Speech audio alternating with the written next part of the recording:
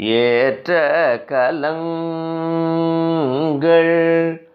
எதிர்பொங்கி மீதளிப்ப மாற்றாதே பால் சொரியும் வள்ளல் பெரும் பசுக்கள் ஆற்ற படைத்தான் மகனே அறிவுராய் ஊற்றமுடையாய்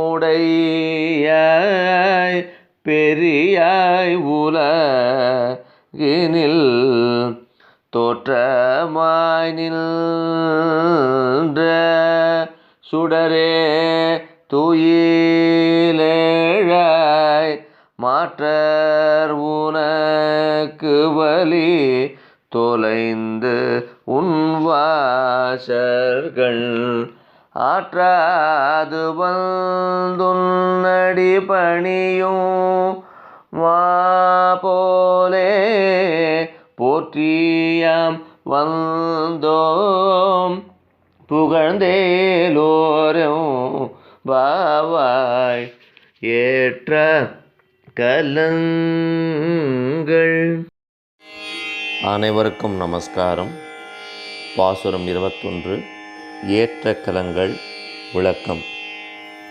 இந்த பாசுரத்தில் ஆண்டாள் என்ன சொல்கின்றாள் என்றால், பகவானின் பெருமைகள், நந்தகோபரின் பெருமைகள் முதலியவற்றை கூறி இறுதியில் அந்த பெருமைமிக்க பகவான் எதற்கு கட்டுப்படுகின்றான் என்பதை ரொம்ப அழகாக சொல்கிறார்.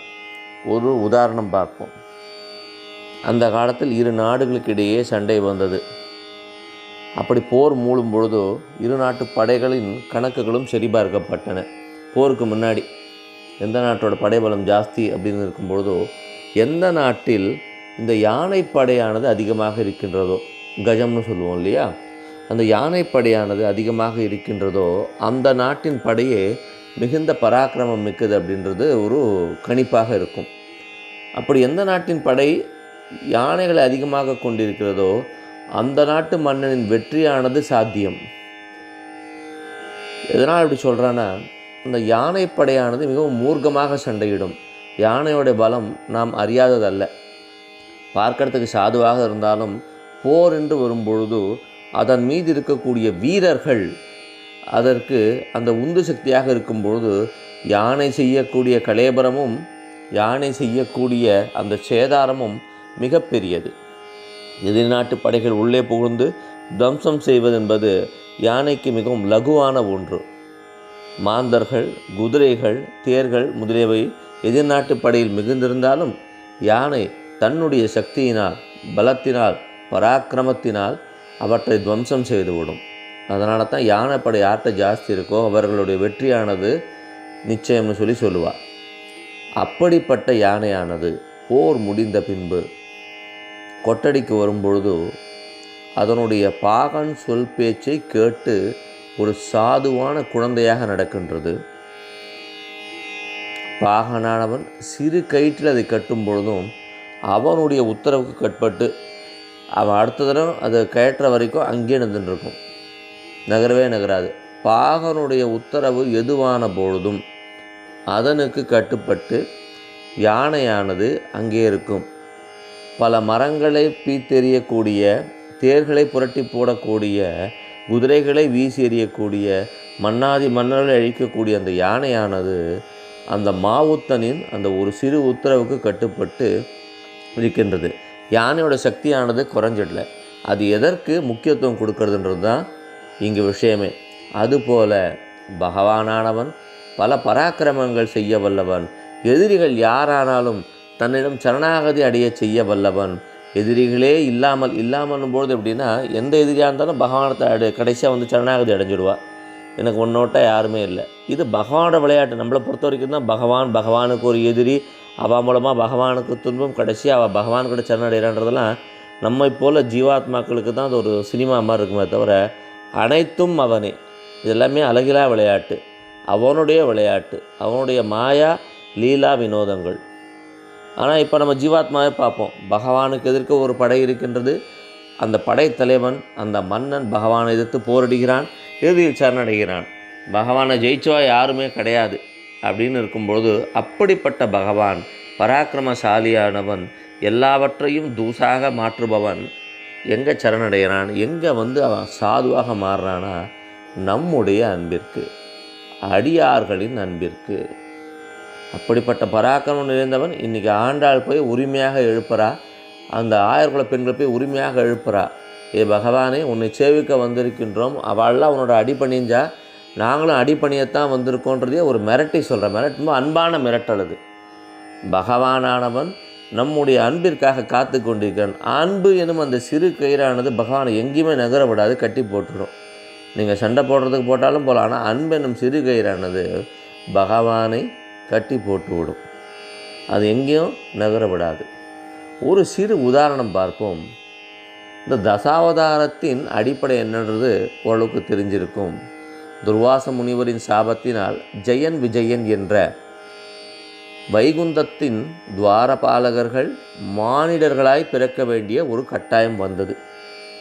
அவர்கள் பயந்து போயிட்டா, ஆனால் நம்ம கர்வத்தினால இந்த சாபத்தை வாங்கிட்டோமே, பகவானை பிரிஞ்சு வைகுந்தத்தை பிரிஞ்சு எப்படிடா இருக்கிறதுன்னு சொல்லிட்டு பகவான்கிட்ட போய் பிரார்த்தனை பண்ணுறார். இதுக்கு சாப விமோச்சனமே கிடையாதுன்னும் போது இருக்கின்றதுன்றார் பகவான். 7 பிறவிகளில் எனது அடியவர்களாக இருந்து என்னை சேருகின்றீர்களா, 3 பிறவிகளில் என்னை எதிர்த்து என்னை சேருகின்றீர்களான்னு கேட்குறேன். அவள் சொல்லிட்டா, 7 பிறவிலாம் உங்கள்கிட்ட பிரிஞ்சிருக்க முடியாது, 3 பிறவிகளே நாங்கள் உங்களை எதிர்த்து இருந்தாலும் பரவாயில்ல, அந்த பாவத்தை செய்து உங்கள் கையால் மரணிக்கப்பட்டு மீண்டும் நாங்கள் இங்கே வருகிறோம்னு சொன்னான். இதில் புரிந்து கொள்ள வேண்டியது, பகவானின் பக்தனாக 7 பிறவி அப்படின்னும்பொழுது நீண்ட நெடுங்காலம் போது வாழறதுக்காக சொல்லலை, அதோட எக்ஸிஸ்டன்ஸ் ஜாஸ்தி. நாம் பகவானின் பக்தனாக இருந்தால் அந்த அனுபவமானது, அந்த ஆனந்தமானது, அந்த சச்சிதானந்தமானது இருக்கக்கூடிய நேரமானது மிக அதிகம். இந்த ஜீவாத்மா பரமாத்மாவோட கலந்துருத்துனா பிரச்சனை கிடையாது, நம்மளுக்கு பேதமே தெரிய போகிறதில்ல, செல்ஃப் ஐடென்டிட்டின்றதே போயிட போகிறது. ஆனால் அது வரைக்கும் அந்த ஆனந்தம் லயித்திருக்க வேண்டுமென்றால், நாம் பக்தியில் திளைத்திருக்க வேண்டுமென்றால், நீண்ட நெடுங்காலம் அந்த ஆனந்தத்தை அனுபவித்திருக்க வேண்டுமென்றால், ஒரு விஷயத்தை கிளியராக சொல்ல விரும்புகிறேன். நீண்ட நெடுங்காலம் உயிர் வாழன்னு சொல்லலை நான். எதற்காக அந்த வார்த்தை சொல்கிறேன், ஜீவாத்மாவானது இந்த உடலை விட்டு பிரிந்தாலும் உடனே ஜீவாத்மாகத்தான் வாழ்ந்து கொண்டிருக்கும், பரமாத்மாவுடன் இணையும் வரை வேறு பல பிறவிகள் அது சென்று கொண்டே இருக்கும் கர்ம கணக்கின் பிரகாரம். இந்த பகவானின் பக்தியை உட்கொண்டோமேயானால் அந்த ஜீவாத்மாவானது அந்த ஆனந்தத்தோடையே போயின்னு இருக்கும். எத்தனை பிறவிகள் போனாலும் அந்த ஆனந்தத்தோடையே போயின்னு இருக்கும். அந்த பூர்வ ஜென்ம வாசனை அப்படின்றது அதுக்கு இருந்துகிட்டே இருக்கும்.